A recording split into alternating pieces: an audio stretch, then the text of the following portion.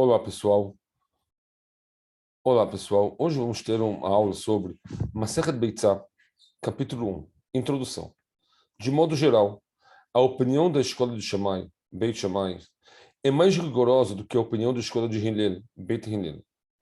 A primeira parte dessa Mishnah, Masechet Beitzah, capítulo 1, Mishnah 1, traz um caso relativo a Yom Tov, inverso a essa regra.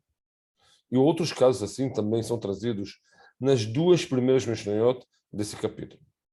As outras Mishnayot trazem discussões entre as duas escolas, que seguem a regra que a escola de Shammai é mais rigorosa que a escola de Hillel, e também trazem outras regras e leis relacionadas a Yom Tov.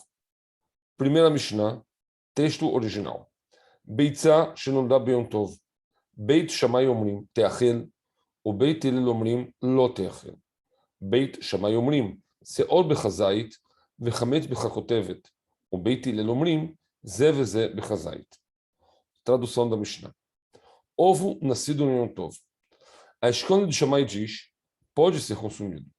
A escola de Hillel diz, não pode ser consumido. A escola de Shammai diz, o equivalente a uma azeitona de fermento e o equivalente a uma tâmara de algo que foi levedado são proibidos em Pêssar. A escola de Hillel diz, a medida dos dois é o equivalente a uma azeitona. Explicação da primeira parte. É proibido utilizar no Yom Tov algo que não estava preparado para o uso, desde a véspera desse dia, ou mesmo que estava pronto ao uso. Porém, a pessoa não tinha em mente utilizá-lo no Yom Tov. Isso pode ser proibido por dois motivos.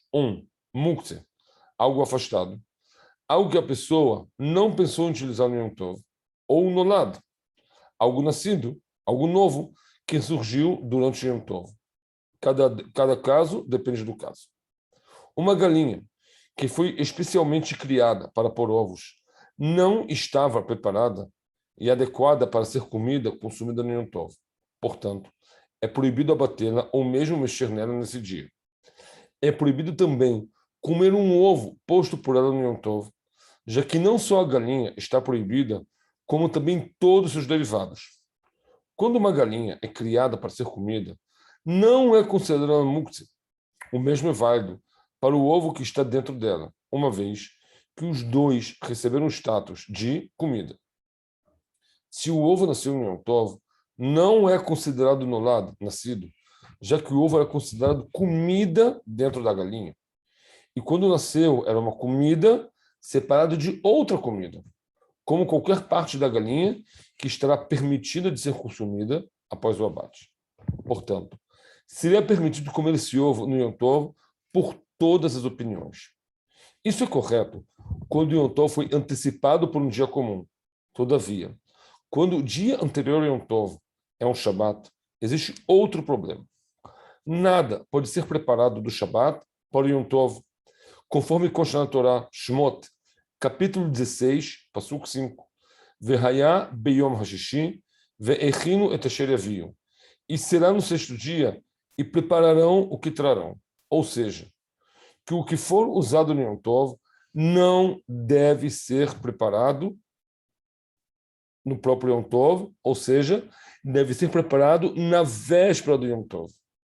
O Talmud Beitzah, Daf Bet Amud Bet, explicou sobre esse pasuk que pela Torá nada é permitido de ser preparado de um Shabat ao Yom Tov e vice-versa. Portanto, o ovo que nasceu no Yom Tov, antecipado pelo Shabat, será considerado muktzeh por todas as opiniões, pois o Shabat não pode preparar por Yom Tov, e o ovo, antes de nascer, está preparado no dia anterior. Então, caso o dia anterior é um Shabat, ou seja, o Shabat prepara para o Yom Tov. Por isso que é proibido. Essa Mishnah aborda o caso de um ovo nascido no Yom Tov, antecipado pelo Shabat. Ovo nascido de uma galinha pronta para o abate no Yom Tov, antecipado pelo Shabat. A escola de Shammai diz que o ovo pode ser consumido, uma vez que sustenta que as coisas usadas no Yom Tov, vindo de uma galinha que por si só não é muktzeh, pois está adequada para ser abatida, pois foi criada para ser comida, não é necessário que estejam prontas ao uso desde a véspera do Yom Tov. A escola de Hillel, por sua vez, discorda que o ovo não pode ser consumido. Segundo a escola de Hillel, será proibido consumir tal ovo, mesmo que a galinha não é muktzah, pois é adequada para comer, pois foi preparado do dia anterior, que é o Shabat, para o Yom Tov. Porém, de qualquer modo, todos os derivados, mesmo de uma galinha pronta ao uso, devem ser preparados desde a véspera do Yom Tov. Caso contrário, será considerado muktzah.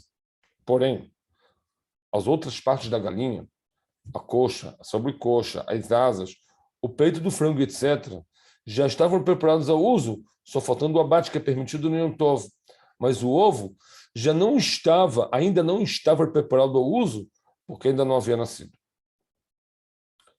A segunda halachá dessa parte da Mishnah segue a opinião da escola de Hillel. Para mais detalhes, devemos consultar o Shulchan Aruch Orach Chaim, capítulo 513, halachá 1, e no Mishnah Brurá, dos parágrafos 1 a 4. Segunda parte da Mishnah. Nessa parte da Mishnah, é trazido outro caso de discussão entre as escolas de Shammai e de Hillel sobre as leis de Yom Tov, na qual a escola de Hillel é mais rigorosa do que a escola de Shammai. A Torá proíbe a posse de todo tipo de fermento ou de comida levedada durante a festa de Pêssach. Nossos sábios receberam que há uma medida mínima para ser considerado que, a partir dali, a pessoa transgrediu esse preceito. A Mishnah apresenta uma discussão sobre essa medida. A escola de Shammai diz o equivalente a uma azeitona, ou seja, aproximadamente 56 gramas, o equivalente ao tamanho de uma azeitona de fermento, e o equivalente a uma tâmara, ou seja, 30 gramas de algo que foi levedado, os dois são proibidos em Pêssach. Segundo a escola de Shammai, a proibição de possuir fermento em Pêssach é mais grave que a mesma proibição relacionada a algo fermentado, uma vez que o fermento tem a capacidade de fermentar outras coisas. Apesar de que, em relação ao consumo, a quantidade dos dois é igual, a escola de Shammai aprende que, em relação à posse, a quantidade para transgredir a proibição é diferente, já que a Torá menciona os dois, tanto o fermento quanto algo que foi levedado, tanto no versículo que trata da proibição de consumir, quanto no versículo que trata na proibição de possuir. Portanto, a quantidade de fermento necessária para transgredir a proibição de possuí-lo é menor do que a quantidade de comida levedada necessária para isso. A escola de Hillel, por sua vez, diz: a medida dos dois é o equivalente a uma azeitona. Segundo a opinião da escola de Hillel, não há diferença entre a medida de fermento e de comida levedada, e cada um dos dois foi citado no versículo por um motivo especial. Muito obrigado. Besserot Tovot e Shuot V'Nechamot.